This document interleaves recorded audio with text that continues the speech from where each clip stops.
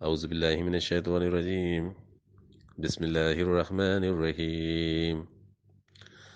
ذالک خیر نزل من شجرۃ الزقوم ان جعلناها فتنة للظالمین انها شجرۃ تخرج فی اصل الجحیم طلعها كأنه رؤوس الشیاطین فإنهم لآکلون منها فمالئون منها البطون ثم إن لهم عليها لشوب من حمیم ثم إن مرجعهم إلى الجحیم إنهم ألفوا آباءهم الضالين فهم على آثارهم يهرعون۔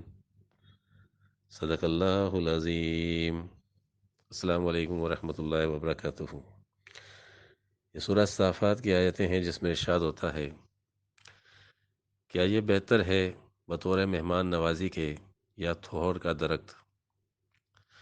بے شک ہم نے بنایا اس کو ایک فتنہ ظالموں کے لیے، بے شک وہ ایک ایسا درخت ہے جو نکلتا ہے دوزخ کی بنیاد میں، اور اس کا خوشہ جیسا کہ ہے وہ شیطانوں کے سر، تو وہ لوگ یقیناً کھانے والے ہیں اس میں سے، پھر بھرنے والے ہیں اس سے پیٹوں کو، پھر بے شک ان کے لیے اس پر یقیناً آمزش ہوگی گرم چیز سے، پھر بے شک ان کو لوٹنا ہے یقیناً دوزخ کی طرف۔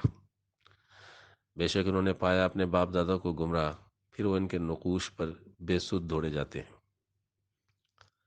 ذالک خیر نزل ام شجرۃ الزقوم۔ شجرۃ الزقوم، زقوم کے معنی ہیں لقمہ بننا، نگل لینا۔ تزقمہ اس شخص کے متعلق کہا جاتا ہے جو کسی چیز کو نگل لے، اور شجر آتا ہے بمعنی تفریق، ایسا درخت یعنی ایسا عمل جو تفریق میں ڈال کر قوم کو کمزور کر دے اور زینت سے محروم کر دے، جیسے قرآن کریم نے فرمایا فلا وربک لیؤمنون حتی یحکموک فیما شجر بینہم۔ تیرے رب کی قسم وہ مومن نہیں ہو سکتے جب تک وہ آپ کو حکم نہ بنائے اپنے جھگڑوں میں۔ اور زقوم ہر اس کھانے کو بھی کہتے ہیں جو زہریلا ہو۔ شیطان ابلیس کے لیے کہا گیا کہ جو زہریلی آگ سے پیدا ہوا ہے، من نار السموم۔ نار السموم اس لیے ابلیس شیطان کی مثال سانپ سے بھی دی جاتی ہے کیونکہ اس کے اندر زہر پوشیدہ ہوتا ہے۔ اسی طرح جب قوموں کے ذہنوں میں دلوں میں زہر آ جائے تو پھر وہ دوزخ کی آگ کا ایندھن بنتی ہے۔ شجرۃ الزقوم جو ہے وہ وحادت کی ضد ہے، یعنی ہر وہ بات جس سے وحادت فنا ہو جائے، ہے زندہ فقط وحدت افکار سے ملت، یعنی افکار میں زہر پیوست کر دینا۔ یہ زہر کی کئی قسمیں ہیں جو عصبیت تعصب کی طرف لے جاتی ہیں، جو کہ فساد کی بنیاد ہے۔ انسان کی فطرت کو اللہ تعالیٰ نے پاک رکھا ہے، اور پاک فطرت وحادت میں ہے، اس لیے انسان کی فطرت میں وحادت موجود ہے، لیکن اس کے عقب میں شیطان ہے، شر ہے، جو مورچہ بنا کر بیٹھا ہوا ہے، جو اپنے اندر دینی، قومی، لسانی، نسلی اختلافات اور امتیازات کا زہر اپنے اندر رکھتا ہے، اور یہ زہر یہ ظالموں کے لیے فتنہ ہے۔ شیطان ظالموں کو ان کے کاموں کو اچھا کر کے زینت دے کر اچھا سمجھاتا ہے، اور یہی جہنم کے اصول ہیں۔ ظالم اپنے کام کو اچھا سمجھتے ہیں، اچھا دیکھتے ہیں، جس سے قومیں ایک دوسرے کی دشمن بنتی ہیں، بلکہ ایک ہی قوم کے افراد میں دشمنی اور نفرت ڈال کر آپس میں لڑایا جاتا ہے، تفریقات پیدا کی جاتی ہیں، پھر اس سے طاقت پاتے ہیں یہ شیطان۔ تل ہوا کانہ رؤوس الشیاطین، تل ہوا یعنی اس سے طاقت پانا، اور رؤوس الشیاطین شیطانی سر رکھنے والے، شیطانی سوچ رکھنے والے، یہ قوموں کی آپس کی دشمنی، ان کی لڑائی سے، ان کی جنگوں سے فائدہ اٹھانے والے۔